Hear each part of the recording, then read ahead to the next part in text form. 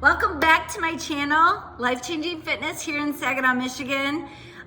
We are doing Healthy Habits with Heather, and I am Heather. And so what we're going to talk about today is our episode 2, which would be on portion control. Portion control is also a serving size and what is recommended, what is suggested, and what we should probably follow. And I know our eyes are always bigger than our stomach unless we allow ourselves to extend that stomach. So most of us, all of us, I shouldn't say most of us, all of us were born with the same kind of stomach. So usually your stomach should be about the size of your fist. And the more we eat, the more it expands. So what I'm going to suggest is that we get back to that portion control so that it will help shrink that stomach back up to where it should be. What I'm going to first start with is size of plates. Size of plates have kind of gotten out of control, and this is where we need to get better about what size plate we're using, okay? So this plate has dividers. However, that's not what I'm recommending. I'm recommending the size of the plate, which is about an 8.5, 9-inch diameter. And most dinner plates nowadays are about 11 or 12-inch diameter. So maybe look at getting back into a smaller plate form. That way we don't overload our plates with too much food. And then what I'm gonna do is we're gonna break down what a plate should look like when you do have food on your plate. So this plate here has the dividers as well, but this is written out. So what I would have you look at is how it looks. So about half of your plate should have vegetables. How many of us love vegetables? So we want colorful vegetables. We want to make sure that we get enough variety. So whether this looks like a salad here for you, broccoli and cauliflower, or green beans, or carrots and green beans, whatever you choose, okay? But for vegetables, it should be almost about the size of half your plate in the 9-inch diameter, okay? Then we go to the next portion, which is protein. As you can see, protein is really not as big as most of us eat. Normally, we want bigger, better, and not always is that what our body needs. So what I'm going to suggest is how much protein that you should be eating. Look at your hand. And what I want you to think of is the size of your palm and the thickness of your palm, okay? And that is about 3 ounces, which is 30 grams of protein. When you look at 30 grams of protein, that's on average what most people need in one sitting. The more meat we eat or the more protein that we consume, it takes that much of our kidneys to function to process it. Now, I'm not saying that not everybody needs more protein, because absolutely, your protein is relative to your body weight, and if you have questions about what you should be consuming, feel free to comment on my page, and I will definitely get back to you on how to figure that out. But protein should not be half of your plate. It should only be a quarter of your plate, honestly, okay? And then the other one is starch. Starch would look like rice or noodles or beans or something, potatoes. Those are starches, okay? Not always beans. Some beans though are, okay? So look at that, and that is probably no bigger than the palm of your hand again, okay? So keep an eye on how you fill your plate and what it looks like. If your plate is out of control, so is your eating. And so this is a way that you can control it and better it. If you have to go buy the portion plates, I got these at Walmart for 50 cents. It did not break my pocketbook, okay?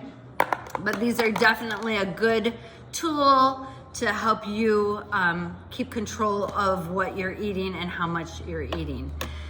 Now, if you're going to a restaurant, not necessarily are you going to get a plate like this. How do you weigh meat? How do you weigh your vegetables? You don't, okay? So I'm going to give you some tricks on how to use your hand as a guide. Your fingertip is about the size of a cheese stick. That there is about 1.5 ounces. Now, what does that mean to you? Probably nothing. But if you're looking at wanting to have butter or something that contains more fat, you want to know how much you're consuming. Obviously, you wouldn't want a whole string cheese of butter because, you know, that goes right to the hips. So kind of stay away from always going based on, you want to go portion control. So portion control would be like a tablespoon would be of butter. That would be a serving size. And so that would be more of the size of your thumb, the thumb tip, okay? A fist, that is about a cup. So look at your fist and make it, and that is about a cup. So when we are looking at what we're consuming, does your spaghetti look like your fist? And that's with sauce included, okay? Does that look like your fist? Because if it is, then you're in good portion control. If it isn't and it's more like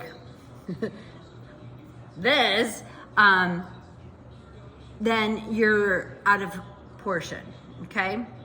So I would go back to the plate here. Your meat and sauce should fill about here, okay? Noodles here, salad here, okay? If you were to look at spaghetti on a plate, that is kind of how it should look. And so that is a relative way of guiding how much vegetables you're having. Use your fist.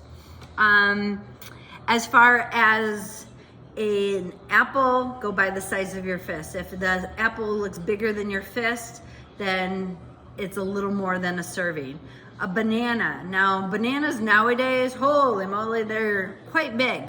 So go with a smaller banana that is more of an average size banana, and that way you're only consuming 100 calories versus a bigger banana, which is probably about 150. So as far as again, a tablespoon, go by the tip of your thumb. That's about a tablespoon, okay? Those are ways of controlling your portions when you're out and about. That way when your steak comes, does your steak look like your hand, okay? The size of your hand, or fish or whatever, chicken, or does it look like the size of your palm, okay? So try to stay more controlled towards the size of your palm. Take your time in eating. You know, there's a saying that once you take a bite, put your fork down, chew your food 21 times, and then swallow.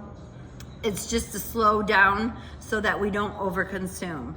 And, you know, I think I said this in my last vlog, as far as it takes 20 minutes for your stomach to even let your brain know that you had consumed any food.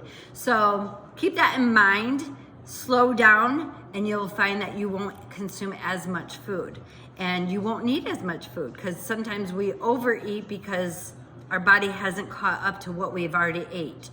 And the feeling of that stuffed feeling, we always want to go with, not necessarily, go with a satisfied feeling, and your body can utilize everything that you've consumed. When you go to stuffed, you've already overate. And so let's go with more of a, I feel satisfied, I don't need any more, okay? If you don't have that feeling, and I've heard people say, well, I don't have a stuffed feeling and I don't have a satisfied feeling, how do you regulate that? I would measure things out, and that's how you regulate that.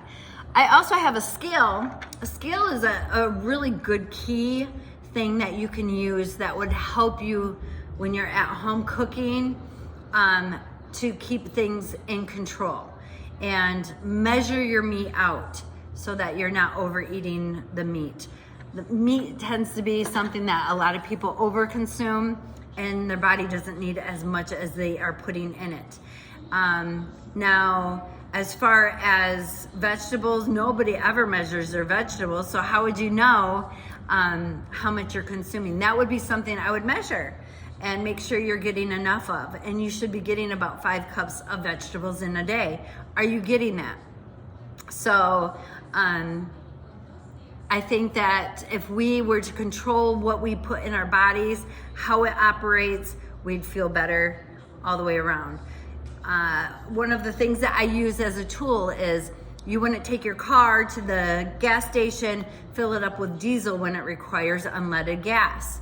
So if you're one of those people who fills up your gas tank, keep that in mind. You don't want to fill your body with food that doesn't allow it to function.